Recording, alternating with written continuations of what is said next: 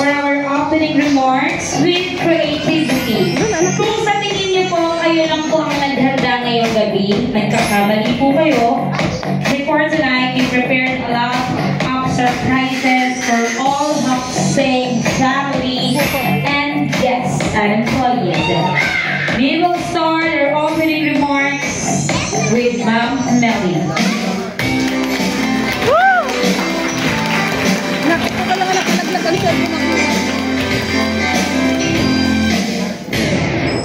Magandang gabi sa inyong lahat. Magandang gabi din po.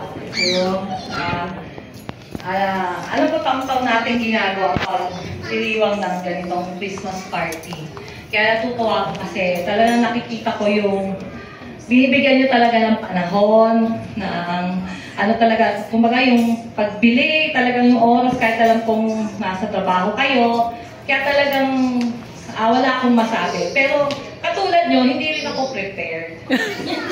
Sorry nyo lang din ang nakayanan. Kasi talagang alam kong magbubonggahan kayo eh. Sabi ko kailangan, hindi talaga ako papatalo. Kung mga dumating, parang akala ko sa bahay, parang walang mga oras.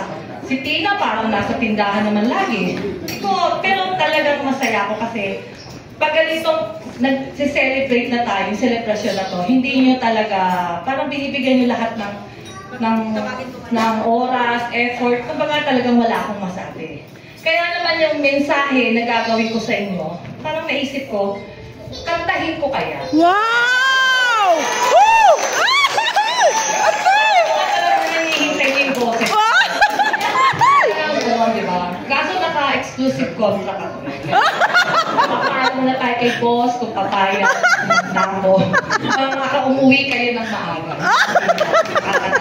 Pero bago lahat, nagpapasalamat muna ako sa mga supplier. Katulad ni Shaira, yung host na si Ma'am Richet, ay mga kasama niya, na talagang maski sila.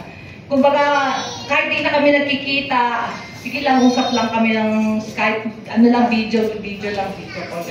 Talagang wala akong masabi sa ate ko, talagang nandyan siya lagi kahit absent ako lagi. Yung anak ko si Micah, saka sila Cathy, sila James, Kat, Jan, si Ernesto, kasi talagang alam kong mahal na mahal niya talaga kayo.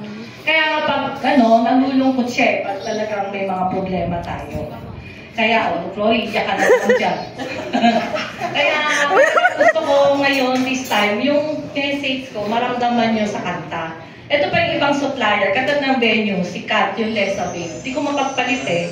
Kasi talagang, yung kung paano tayo mag-effort, ganun din siya. Kahit nanganak yan talagang nababait talaga din. Ang Lesabin, wala akong masabi.